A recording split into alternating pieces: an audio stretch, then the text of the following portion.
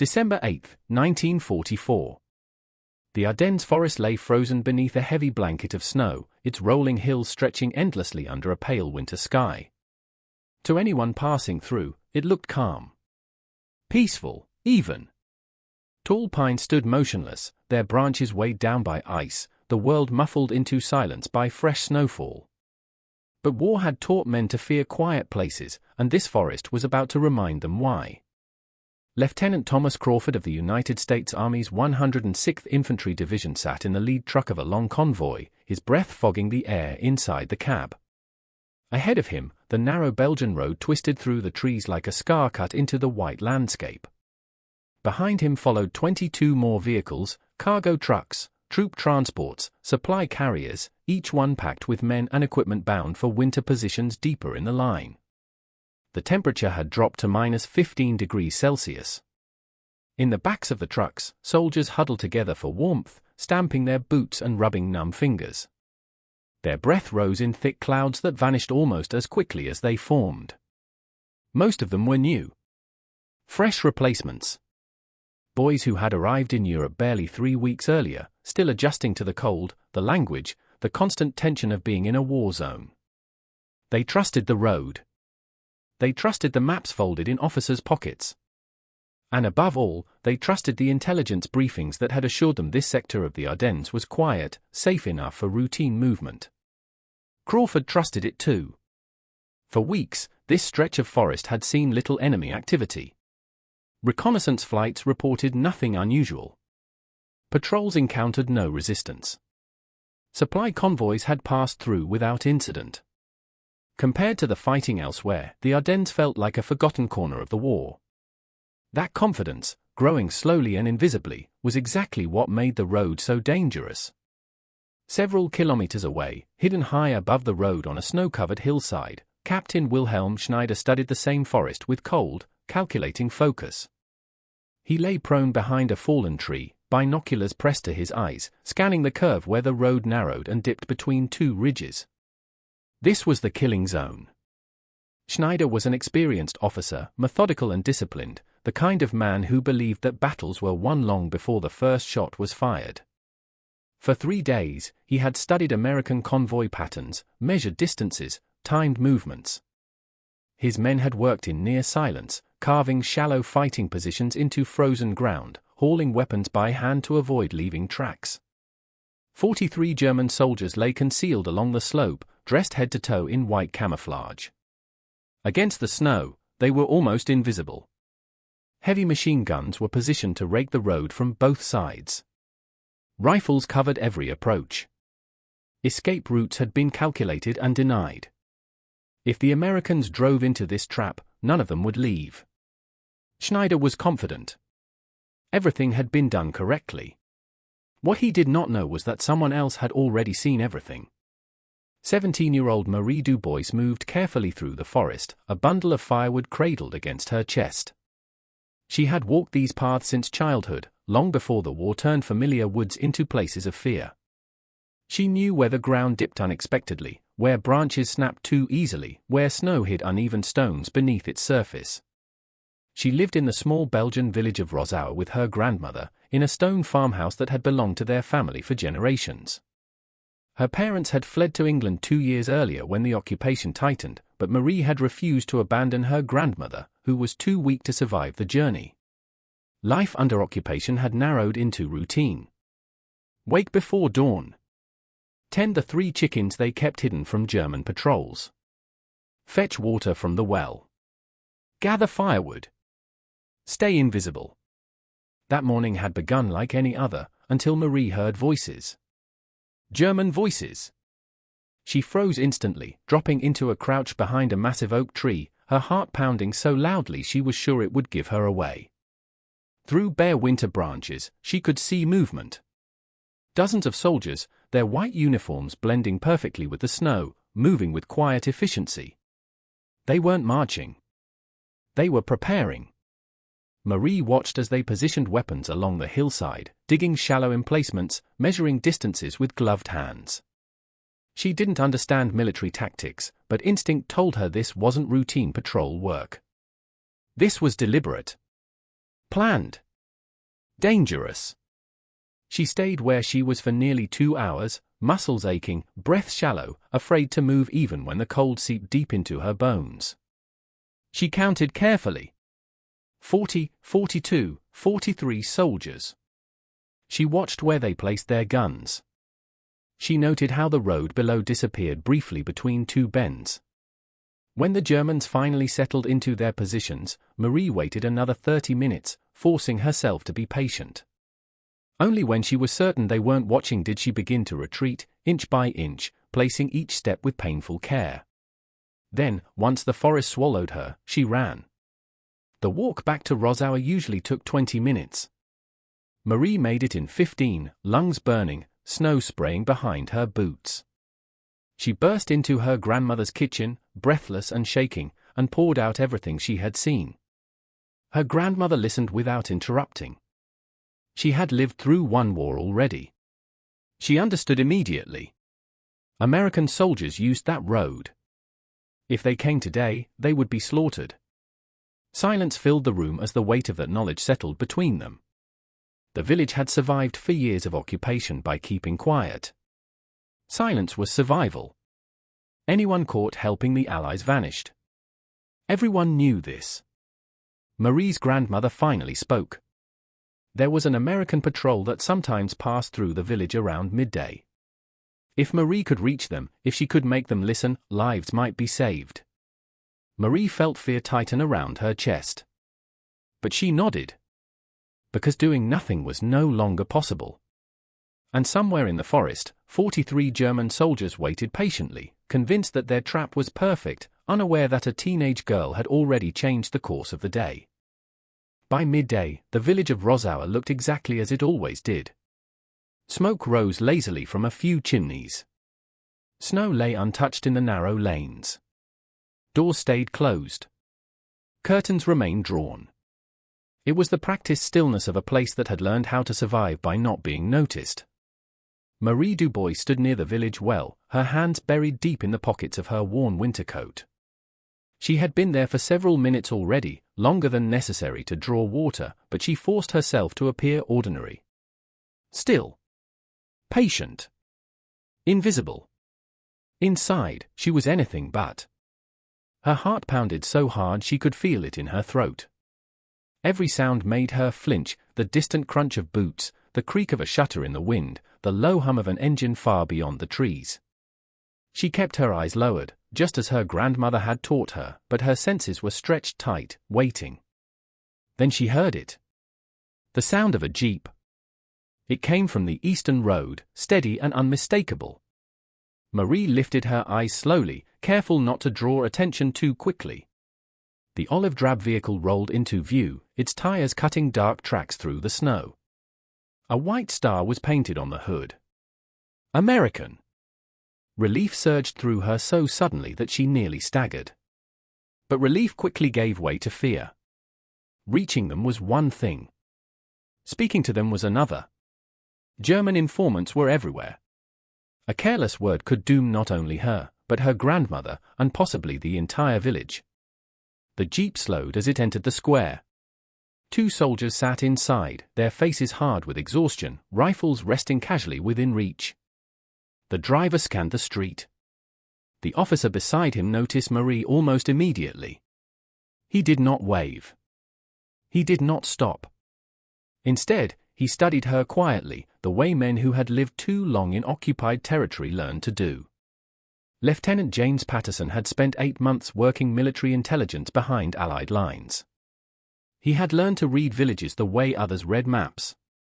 He noticed the details, the way people avoided looking at soldiers, the unnatural stillness, the expressions that revealed more than words ever could.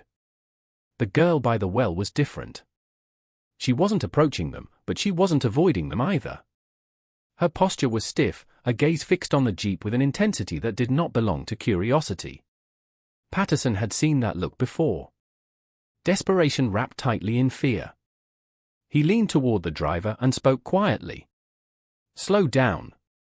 The jeep crept forward. Patterson called out in his limited French, keeping his tone casual. "Excuse me. Is there water here?" It was a harmless question. A pretext. Something that would not attract attention from any watching eyes. Marie hesitated for half a second, just long enough to feel the full weight of what she was about to do, then stepped forward. She lifted a bucket from beside the well, her hands trembling despite her efforts to control them. "Yes," she said softly. "Here." She handed the bucket up to him, keeping her eyes down. As Patterson reached for it, she leaned closer, her voice dropping to a whisper. "There are German soldiers in the forest. On the road. They are waiting." Patterson's hand froze on the rim of the bucket. He did not react outwardly. His face remained neutral, his posture relaxed. But his mind was already racing.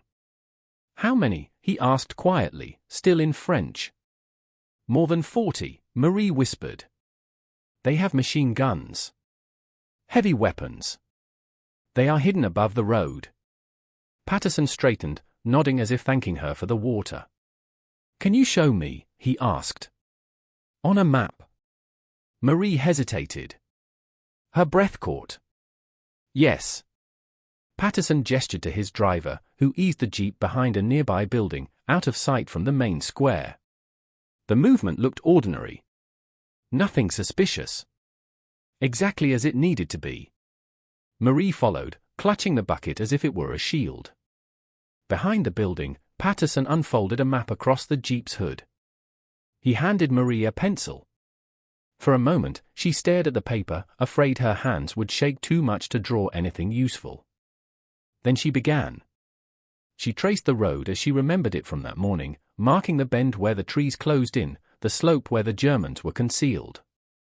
She pointed to where the heavy weapons were placed, where riflemen lay in wait, where the road narrowed into a perfect trap. As she spoke, Patterson listened in complete silence. The details were precise. Too precise to be rumor. She described camouflage, numbers, even the way the soldiers had erased their tracks in the snow. This wasn't guesswork. This girl had seen everything.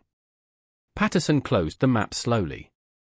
A convoy was scheduled to use that road in less than 3 hours. 480 men. 23 vehicles. If she was right, and he believed she was, every one of them was already marked for death. "You did the right thing," he said quietly. Marie shook her head. "I was afraid," she replied. "I still am." Patterson studied her for a moment, seeing not a child, but a person who had just made a decision far braver than most trained soldiers ever would. "We can take you and your grandmother," he said. "Now. Somewhere safe." Marie's eyes widened. "No," she said immediately. "If we leave suddenly, the Germans will ask questions. About the village. About others." She straightened, her voice steady despite the fear still flickering behind her eyes. "I told you what I saw. That is all." Patterson wanted to argue. Every instinct told him to pull her out of danger. But he also understood occupied villages. Sudden disappearances brought consequences. He nodded slowly. "Go home," he said. "Do nothing different." Marie turned and walked away, each step carrying her back into uncertainty. Patterson watched until she disappeared down a narrow lane. Then he grabbed the radio. He transmitted everything: location, numbers, weapons, timing. The response came back cautious. Skeptical. One civilian report against established intelligence. Patterson pushed harder than he ever had before. Finally, command agreed to delay the convoy by 2 hours and dispatch a reconnaissance team. It was enough. For now. As the jeep pulled away from Rosauer, Patterson looked back once more at the quiet village square. Somewhere behind those stone walls, a teenage girl waited, knowing she had done everything she could. And somewhere in the frozen forest, 43 German soldiers lay hidden, unaware that the trap they had prepared so carefully was already unraveling. The decision to delay the convoy bought time. Time was everything. Within minutes of Lieutenant Patterson's transmission, orders rippled outward through command channels. The trucks that had already begun warming their engines were told to stand down. Drivers shut off motors reluctantly, unaware of how close they had come to driving into death. Officers muttered about changing schedules, about intelligence uncertainty, about wasted hours. None of them yet understood what had just been avoided. Captain David Morrison received his orders shortly after noon. He was to lead a reconnaissance team, 12 men, light and fast, toward the forest road described in the report. His instructions were clear: verify the presence of enemy forces without engaging. If the civilian information proved false, the convoy would resume its movement with minimal delay. Morrison accepted the mission without hesitation. He had served in North Africa and Italy before being transferred north. He had learned, through bitter experience, that local civilians often knew more about enemy movement than any aerial photograph ever could. He also knew how rarely such warnings arrived with this level of detail. The team moved out quietly, avoiding main roads, circling wide through wooded ground to approach from an unexpected direction. Snow muffled their footsteps. Breath steamed in the cold air, instantly crystallizing against scarves and collars. Rifles were carried low, fingers stiff inside gloves. 3 kilometers from the reported site, the point man raised his fist. Tracks. Dozens of them. Boot prints crisscrossed the snow, organized and deliberate, nothing like civilian movement. Morrison dropped to one knee and studied them. The spacing was military. The direction deliberate. He signaled a halt. Using hand gestures, he deployed his men into a loose defensive perimeter. Then, moving alone, he crawled forward until he had a clear view of the hillside overlooking the road. He raised his binoculars and felt his stomach drop. There they were. German soldiers lay perfectly concealed in white camouflage, nearly indistinguishable from the snow itself. Machine guns were positioned exactly where the girl had marked them on the map. Riflemen were spaced with textbook precision. The road below lay silent, empty, waiting. Morrison counted quickly. 35, 38, more further along the ridge. It was a professional ambush. Clean. Efficient. Lethal. If the convoy had arrived on schedule, it would have been annihilated. Morrison lowered the binoculars slowly. For a moment, no one spoke. The forest was so quiet it felt unnatural, as if the land itself were holding its breath. He signaled withdrawal. The team backed away with painstaking care, retracing their steps, resisting every instinct to hurry. Only when they were safely beyond visual range did Morrison reach for his radio. "This is Red 2, he said. "Ambush confirmed." "Repeat, confirmed." "Positions match civilian report exactly." The reply was immediate. The convoy was officially cancelled. But command had already begun thinking several moves ahead. If the Germans waited long enough, they would realize something had gone wrong. An ambush that did not spring was still dangerous, but it was also vulnerable. The enemy was exposed, committed to fixed positions, unaware they had been discovered. Major Robert Collins of the 106th Infantry Division was given authority to act. Collins was a deliberate man, known for clear thinking under pressure. He studied the maps laid out before him and felt a quiet sense of irony settle in. German doctrine had long relied on surprise, speed, and concentrated force. Now, thanks to a teenage civilian, those principles could be turned against them. He assembled 3 companies, roughly 360 men, along with artillery support from a battery positioned 8 kilometers away. The plan was simple. While the Germans waited for a convoy that would never arrive, American forces would move in from 3 directions, encircling the ambush site, sealing off retreat. Artillery would block escape routes. Infantry would apply pressure without unnecessary bloodshed. Surrender would be offered. Resistance would be crushed. The operation began at 1,400 hours. American troops advanced through the forest in 3 separate columns, moving with practiced discipline. White cloth was tied over helmets and shoulders to break up silhouettes.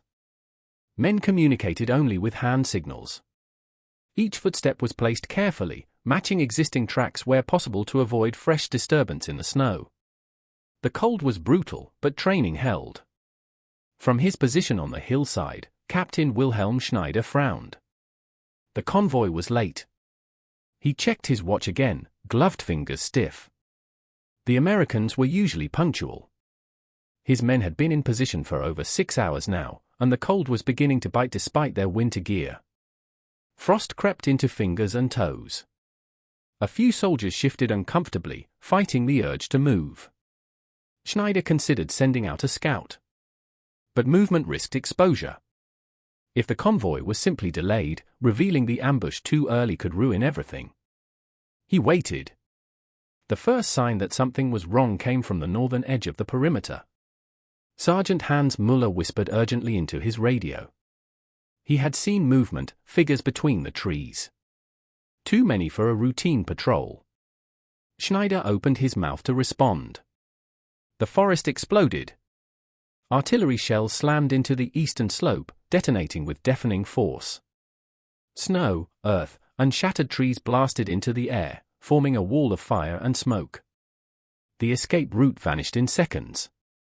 Before Schneider could regroup, American infantry emerged from the woods on 3 sides, rifles raised, voices calling out.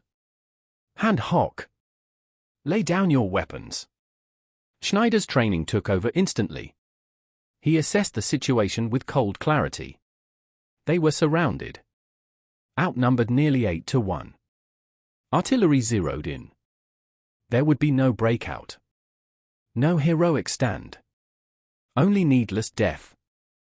Schneider stood slowly, raising his hands. "Cease fire," he ordered. "We surrender." One by one, German soldiers rose from their concealed positions, stepping out of the snow with hands raised. Faces showed confusion, shock, and, unexpectedly, relief. Not a single shot was fired. 43 soldiers were captured without bloodshed. As they were marched away, Schneider glanced back at the hillside he had chosen so carefully. 3 days of preparation. Hours of waiting. All undone. Later, during interrogation, he was told the truth. A teenage girl from a nearby village had seen everything. Schneider said nothing for a long time. Somewhere, far from the frozen forest, Marie Dubois sat in her grandmother's farmhouse, trying to appear ordinary, unaware that the trap she had uncovered had just closed, not on Americans, but on the men who had built it. And the war, far from being quiet, was about to erupt in ways no one in the Ardennes could yet imagine.